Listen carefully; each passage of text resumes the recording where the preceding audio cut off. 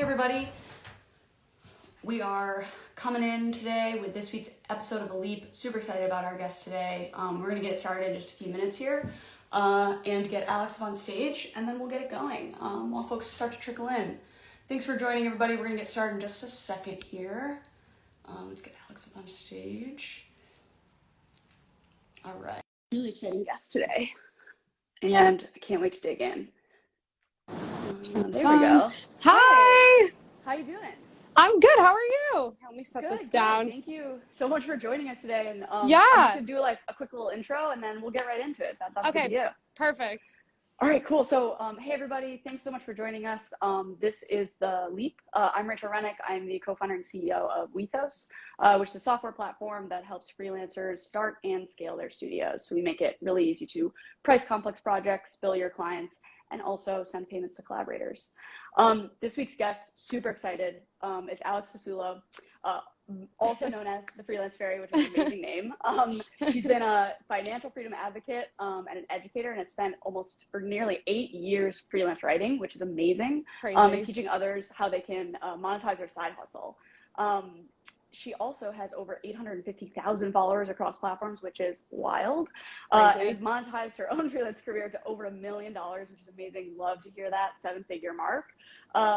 She's appeared on Forbes, Business Insider, CNBC, and a bunch of other places, which is amazing. And guess what? Her first published novel, which I have questions later about how to write a book that I'll probably just email to you. Go for it. She wrote her first book. It's called Freelance Your Way to Freedom. It's out on November 15th. You can actually pre-order it on Amazon right now because I just did that earlier today. Oh my God. Thank you. Alex, thank you so much for joining us. We really appreciate it. And I'd love to just hear a little bit more about, like, you found a ton of success as a freelancer, obviously. But you always say, like, when you quit your job in 2015, you had like no plans, no idea what you wanted to do. No. Tell us a little bit more about how you decided to go freelance and what the journey looked like. For sure. Thank you for that intro. That was beautiful. And also you got my last name like perfectly, which no one ever does. So thank you. I specifically looked up videos and podcasts for you, so you would say your name, so I would say it right. Oh my God. Wow. That's impressive. So no, you did great. When I quit my job in 2015, I had absolutely no plan. Like, there was no anything. I just knew I couldn't work at it. So I tried out a bunch of things, and I really only stuck with freelance writing because it's what was the most lucrative, the most quickly. And I was like, I have to pay my rent, so I'm going to pay attention to the thing that might do that for me and not the other things that aren't going to do that for me. So yeah, it happened to be freelance writing on Fiverr. I never in a million years thought like $5 orders, could add up and pay a rent in New York City. But I obviously discovered I was wrong with that, and it was just kind of crazy. But no, I always say to people, like, don't put so much pressure on yourself to have this perfect plan in place, because you can't have the perfect plan in place. And it's okay to try out a bunch of different side hustles. Like, I know people who love drop shipping. They've made so much money at it. I didn't like it. My stint with real estate has been iffy. I'm making jokes about it. But I had to try it out, So freelance writing, it's just what stuck for me. And I really think freelancing is something that can welcome in so many different types of workers, personalities. I really think it's kind of like this umbrella thing that has a lot more potential for people than they might realize. Yeah, that's awesome. And I think it's really important too to point out, like, you don't have to have the perfect plan. You don't have to feel like it needs to happen overnight either. I mean, you started in 2015, right? And it's taken like 6-7 years to get here. Like, I feel similarly about our business. All great things take time. And I think a lot of people also feel like it has to happen overnight when they're just starting out. I'm curious, like, one thing that I hear from folks who also have like a big social media presence is there's a lot of questions that come up from other people about, like, how do you manage your time, and like, where does it go and how does that actually impact your freelance business? So curious, like, you've amassed a really large following, you run a podcast, you do a ton of stuff. How does that impact your current like freelance business? And how do you manage that time? Yeah, so I would say for about the first 4 years, I didn't have time to do anything like that. Like, it was just me, my laptop, Fiverr, and freelance writing. And I was working 10, 12 hours a day. I was happy doing it. I had a good thing going. I didn't want to mess it up. And it wasn't really until around the 4 or 5 year mark that I had the idea, and people kept saying to me, like, how come you don't have somebody else helping you out in your business? You know, I'm like, well, duh, like I should. So I brought on one guy to kind of split the orders with me around the 5 year mark. And that is when I started getting the time back to then start posting on social media about what was happening in my life. And then I started growing the team more and more to the point now where I can, I have the time to write a book or, you know, do a podcast. But I'm always open about that with people. Like I was not doing that and doubling up with freelancing my first few years. But I also say you don't have to wait 4 or 5 years to hire help either. I definitely was very stubborn and slow to do that. So I always encourage people to possibly consider that more at like the 2 year mark than 5. Yeah, what was like for you? What was the inflection point there where you realized suddenly you were like, okay, I gotta get somebody to help? You know, it was at a point where I felt like I was almost turning away business because I couldn't physically do it all myself. So I was like, this is just silly, you know, like this is just crazy that I'm turning away business. I shouldn't be doing that. So I started very slow, you know, just with one other writer with me for a year and a half. So it really took me about like 6 years to get to the point where I felt comfortable having more of like a de facto agency now. It took me a really long time because it was like, I didn't want to mess it up. You know, it's my baby forever. So now that I've kind of done it, I'm like, I share it with everyone on how they don't have to wait as long. Yeah, totally. And I think you pointed something out too that's important to call out, which is like, I think there's a fallacy around hiring people to grow versus like, I'm growing so much, I can't keep up with the demand and I need to hire people. And I think a lot of people feel like they need to make the hire first and then they end up running out of money before they can even like grow the business. And totally, I think it's super important. Like it's kind of good to like feel a little bit of the pain first. Like, oh, I'm growing a lot and now I need to hire versus like kind of getting ahead of yourself. And oh my God, like you need to it's like, I feel like the business is like a living, breathing organism and you have to get to know it to even know how to assist it. And you have to mess up, you have to screw up, you know, you have to do all that stuff. It's good. It's good for you. It's humbling. Yeah, for sure. So I love the content you're creating. It's real, it's super engaging, it's funny, particularly like the videos where you're helping people focus specifically on making more money and talking really transparently and explicitly about it, which I think is like, I don't know, 70% of the battle, I guess I would say. Yeah. You mentioned that you went from selling, you know, $5 writing on like Fiverr to then, you know, $1,000 a day, which is just wild. Can you help us understand a little bit of like the strategy behind that over time? And specifically, you know, did you focus on more work with the smaller price tags versus like a higher price tag and less projects? Yeah, so I kind of realized quickly on Fiverr that it's all about the reviews. It's all about the social proof. And if you can get more 5-star reviews, that looks better. They're probably going to push you out more to their algorithm. So I like early on just kept my head down. I wrote for very cheap rates. I didn't care. I just wanted like as many reviews as I could get as quickly as I could get them. And I figured out like, oh, if I have 100 5-star reviews, then if I eventually get a 1-star review, it's not going to mess with the average and then I can breathe. So I kind of just like, for the first 6 months, just kept my head down like a crazy person with it. And that kind of built a momentum behind it where I was able to like slowly start raising my prices because I had like the proof to back it up, all these 5-star reviews. Then really though, the biggest jump, it grew gradually the first 2.5 years, was joining the Fiverr Pro program, which they still have right now. And I know people getting into it all the time. And that's like the top 1% program. So they want you to, you know, charge $100 instead of 20. So when you had been previously charging $20 for something and it's suddenly 100, that is how you jump all of a sudden like way into the 6-figure realm, kind of really quickly, which is what happened to me. And it was really bizarre and amazing and scary all at the same time.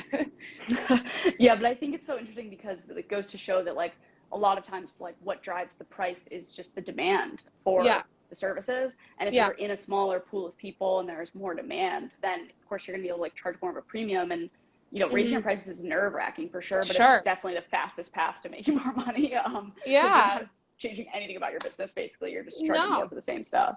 I mean, I honestly, like, I love that part of freelancing because I feel like it takes out the need to have fancy degrees or even go to college at all or, like, have this head start in life that a lot of people don't have. It's like, you show up, you are equal to everybody else showing up on there, and it's up to you to get those 5-star reviews. And the more you get, the more you can charge. And I really love that part of it. It's very I don't know what the word is, equalizing, egalitarian or something. Yeah. Yeah, accessible. I Yeah. think to just like, anybody who's even just starting out, which is really Sure. awesome.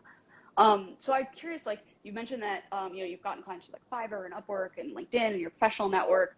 Have you seen there be like a big, has it varied a lot in terms of quality of project or client depending on the platform or how they find you? Yeah, I mean, I would say most of the clients that I've worked with over the years always end up being like small businesses, startups, other freelancers. Is that what you're asking? Did I get that Yeah, right?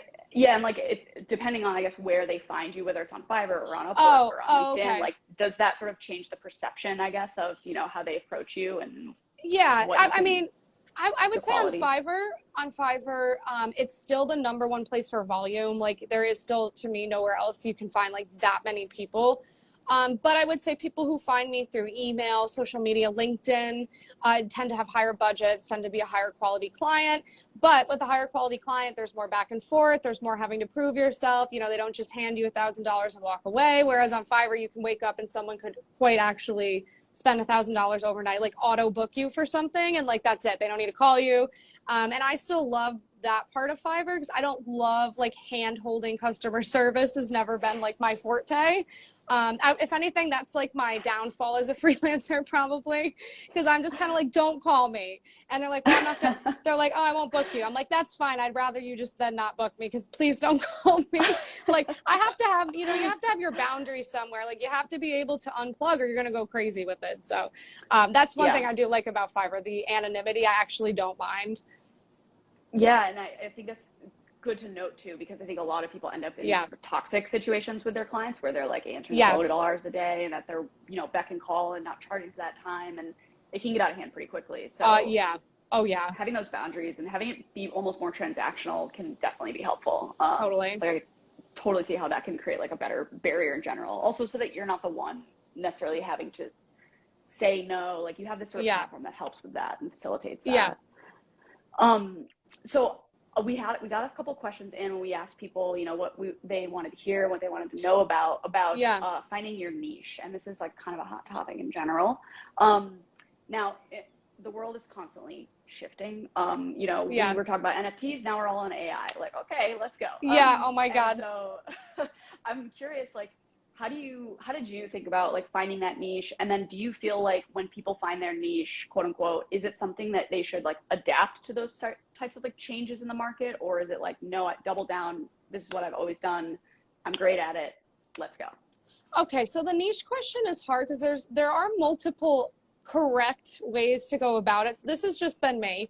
I never for a single second worried about a niche, and I literally still don't. I love When that. I got on Fiverr, I just opened the most generic gig ever. I will write for your blog. And I think that was part of my quick success with it because I wasn't like, I will only write about finance or I will only write about the environment. I was just like, I will write about literally whatever you pay me to write about because I need to pay for my rent. And I honestly, like, I still have quite a like catch-all approach to it. I've never niched down with like the type of copywriting I offer. And I really don't think you have to. And I think a lot of people get very tripped up on that. It's part of like the perfectionist like the self-sabotage thing almost that will stop them from getting started because again they think, oh, I need to niche down, I need to know my niche, I need to whatever. First of all, you could never know your niche unless you dabble in like 50 things, and then maybe something will jump out at you and you won't even know that that's going to bring you joy. So like I'm a big like don't worry about a niche person. I know there's probably other people who maybe have like done this totally differently, so I'm not saying that is the only right way. No, but I think that's really great because it's actually a totally fresh perspective, honestly. Like most of the Yeah. time I hear like, yes, like pick a lane and go hard on that lane. But Yeah. I think it is interesting to cast a wide net. And honestly, I guess I wonder why we get so wrapped up in this. I do think it gives people a lot of like analysis paralysis, right? Where you're just like, you can't Totally. make a decision because you're Oh my just God, over yeah. analyzing it.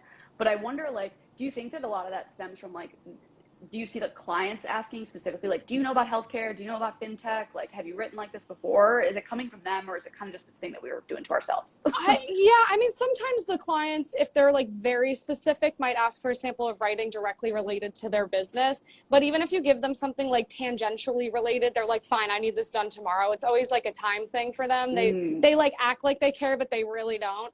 No, I think it's something we do to ourselves as humans. I think it's like we unknowingly make things more difficult because it's a form of sabotage, like in our subconscious. We're like low key trying to like make sure it doesn't actually happen for ourselves. We might not be aware we're doing it. I love all that like mindset, psychology stuff. I post about it all the time. I really think it's just a form of self-sabotage. I think we do it to ourselves, and you really don't have to.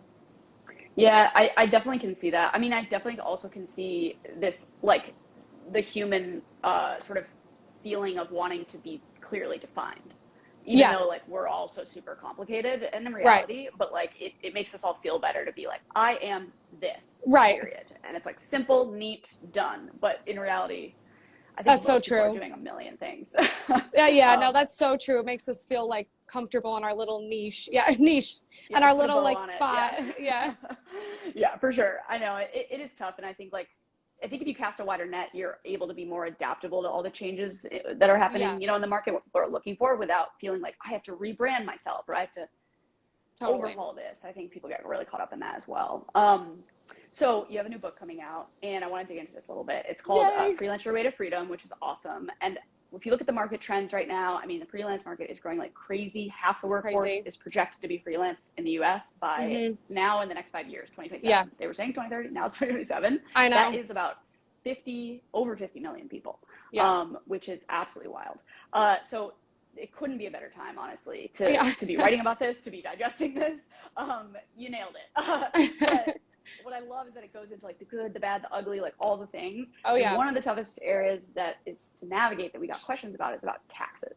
And I want to ask you, if you're willing, like, can you share the worst tax mistake you made and sort of like what you learned from it or what others can learn from it? I've Yeah. made a bunch too. I mean, yeah, like at this point, I've been so transparent with my finances. Why stop now? So, I got destroyed in taxes for 2021 because I jumped from a income class that I had been in the previous years. I jumped into a larger one Mm, without realizing it, that I wasn't qualifying for certain deductions that I was previously qualifying for. Now I have my best friend, and she's a CPA, so she's explaining all of this to me, so I actually freaking understand it now. But I paid, I'm just going to say it was over $100,000 in taxes last year, and it was just terrible. wow. And that happened because I was registered as an LLC, and now I switched it over to an S corp. And I'm not a tax professional, so I can't really give you an explanation on why that's better. But basically, I'm paying myself a salary from my business now, and Mm, that is going to severely lower my taxable income for this year. So if you start to have a business, a freelancing business that's making six figures, please consider an S corp. That's all I'm going to say. This is not licensed tax advice, but I got destroyed last year. yeah, I that's like wanted to just like pour a drink out in my yard. I'm just like, oh my just light it god. on fire, like Yeah, whatever. I'm yeah, done. exactly. Sail away in a boat. You're like, we're Oh done my here. god. It's like shave my eyebrows off. I was just like, this Oh is just God, that's the horrendous. worst feeling. That's Yeah, actually the worst feeling. It's like getting the email from whoever, your accountant or whoever, and being like, "You actually owe a yeah. ton of money," and you're like, "Oh That's my what God, what did I happened. do?" I felt so bad as my best friend had to be the one to tell me. She was like, I'm so sorry. I need to tell you, like, you still owe 60K because I was doing estimated payments. And I was like, what? And I like started like yelling at her, and she was like, I'm not the IRS. I was like, no, I'm not mad at you. I'm just freaking out right now. Oh my God. So in terms of like the incorporation, when you first initially incorporated as an LLC, was that just sort of like the go-to decision? Like, or did anything drive that decision initially? That's what she decided. She has a CPA. She worked at KPMG. She was like, and she explained to me, she's like, by paying yourself a salary, you're only going to be taxed on this as opposed to like all of the money Right. coming into the business account. I was like, whatever we can do right now, Right, right. So with an we LLC, it's should. all lumped, right? As like Yeah, just all income, basically. And then you get taxed on totally. all of that instead of saying like, well, actually 80% of that was payroll. Yeah, like that's I think what's happening here. I was like, whatever we can do, because I can't do that again. Like that was Yeah. just, and I read a bunch of tax books this year that talk about how our tax code is actually written in a way to incentivize you to do things that will lower your taxable income, like create jobs and housing. That's like, and I was like, Mm. wow, because we're never taught that in school. We're taught like, if you don't pay a lot in taxes, you're a horrible person, whatever. But it's like essentially the government will give you a break if you go ahead and do what the government does, which is create jobs and housing. So I was like, that makes a lot of sense to me. So I just, yeah, I had a rough year with taxes. I hear that word, I Yeah. like shed a tear. I'm like, oh my God. No, and I Yeah. think that's really important. And I also think it's important to say, like, what I've heard a bunch too, when people are making like horrible tax mistakes, is when they also start to hire other people and not going through that process of not just paying yourself, you know, through an entity that makes sense, but also like paying others and recording that as payroll or payments or whatever, can just totally screw you. So I would also add 6 figures an inflection point for sure. You should relook at whatever you're incorporated as, and an S corp is probably good. I think Collective helps with that, which is another platform. And I would say if you're going to start hiring other people, even if you're just subcontracting with other people, that's another good inflection point to be like, get a gut check from an accountant, like, hey, how should I be thinking about taxes once I dabble into this territory? Also applies to musicians, by the way. If y'all are out there playing music and hiring bandmates, I'm in Nashville, so this happens constantly. Oh, nice. Like, every band is like a bunch of freelancers under a trench coat. It's wild. They all That's so funny. Yeah, so if y'all are out there doing that too, I would highly recommend for sure talking to an accountant about that, because oh my God, a break too if you like, you know, submit it correctly and you log it correctly or whatever. Hire the professional. Yeah, for sure. That's one area, like I would say, like legal and accounting, you don't want to cheap out on those things. No. Those are pretty much irreversible mistakes. Yes. I'm not even going to get into the legal stuff in this one, but yes, you're correct. Yes. So speaking of like hitting a revenue ceiling, whether that's bandwidth, time, resources, etc., I always say, like, I love to fire myself and hire other people from jobs. I often hear that a lot of people will say something like, look, if I just had a little bit of extra money, like $50K, let's say, to, you know, as cushion to scale up and sort of meet the demand of my clients, I'd be in a much better place, because even if you are making a lot of money, the cash flow can still be pretty volatile. So how do you navigate that inflection point in the business with the growth, and how maybe growth is getting ahead of cash flow to a certain extent? And then do you have any thoughts on like sources of capital that have been beneficial in different ways, or anything that you'd like avoid at all costs, like that high interest loan that et cetera is offering? Oh, geez. Okay, I think I get what you're asking. So I guess I never really had a problem with because it was always just me, my laptop, and Wi-Fi. Those were like my only, you know, incurred costs. So like anything that I was earning was just kind of like pure profit in a lot of ways. I've always had people write that on my stuff. They're like, well, that's not what the actual cash flow was. I'm like, no, it's literally just me and my laptop. Like there's not really any expenses here, which can be hard. Yeah, which can be hard with taxes because there's not a lot of deductions. So, you know, it's like a double-edged sword. But I never really had that problem with it. And that's always what I loved about it, because I know with other businesses, when you have to like buy inventory with drop shipping and stuff, it can get a little dicey if you don't then, you know, move the inventory. I was like, I don't like this. So I've always found with freelancing, there's never been that like flip flop with it. If you're also asking like making sure that there's just always money coming in and that it's not volatile, I always just tell people get on multiple platforms. Do not just get on Fiverr. Please get on LinkedIn and Upwork and Facebook groups and Discord servers. Like, please check all of it out. You don't need to just sit there and like just pray an order comes in overnight. You can go out there, like get out there, get on the horse, check them all out. I was always like, don't put all of your eggs in one basket. And so then that way I've never really had ever a month freelancing where I'm wondering if I'm going to make any money at all. Yeah. Plus, I think the volume that you're talking about too, like it softens the no, or it softens the rejections when they do happen, because it's like, okay, well, I have 10 other leads in the pipeline. Exactly. So like one no isn't going to like devastate my whole well-being and life. Totally. But that kind of rejection can definitely hurt, I guess. Have you had any experiences around managing your own time between like sales and like actually delivering the project? Yeah, I mean, when it was just me alone doing it, I kind of had this like same schedule every morning where I would wake up and I would immediately attend to the potential clients that haven't spent money yet and they were asking questions. So I would like attend to them immediately, answer all their questions, convince them, you know, sales like to book me. Then once I got through all of them and there was nobody else waiting, then I would get to all of my orders that had already been placed that day and get in touch with the client. So I would always put like sales, I guess, ahead of the actual work, but not to say I was ever like, you can't be late on orders and stuff. So I didn't slack on anything, but I would always prioritize like a potential client. I'd like want to get them and then go do my work. Yeah, I mean, prioritizing the new business side too, I think makes sense, because like the urgency in that sales process and cycle can really impact whether or not they say yes or no. Like if it takes you 3 days to get back to them and someone else got back to them in 2 hours, like that's it. You're it's done. it's not even a question. Yeah. Yeah. So the urgency definitely can help. So in terms of like switching gears a little bit, I want to zoom out for a second here. There's a ton of new tools coming out. There's a ton of exciting new software. I've seen you dabbling a little in like the AI tools, which I think are super interesting. Yeah. I want to know like what you think, like what is sort of your perspective of what the future of freelance looks like? And specifically anything that you think will change in the next 10 years, or is there anything that you think will not change, like will stay the same? Okay, so I am like a very forward facing type of person. Like I don't fear the future or anything like that. I absolutely think freelancing is actually going to be a like pioneering portion of our economy where freelancers are going to be working in tandem with AI or robots. Like I think we're going to be working together very quickly and much quicker than people probably want to think about. And I actually think due to like how agile freelancing is, that you're not tied down into these contracts and you're not salaried or whatever, I actually think freelancers are going to become the like pioneers of working side by side with like personalized tech that can automate like everything they do. And I'm really excited about it because when I've been using these AI copywriting things, I mean, I'm sorry, it's kind of nice having a robot create an outline for you. Like, I'm not mad about it. I have more brain power to think up. Maybe I'm going to think up my own AI tool. You know, it's like, I don't fear it at all. I think it's really cool. I think it's going to make a lot of mundane things easier for people.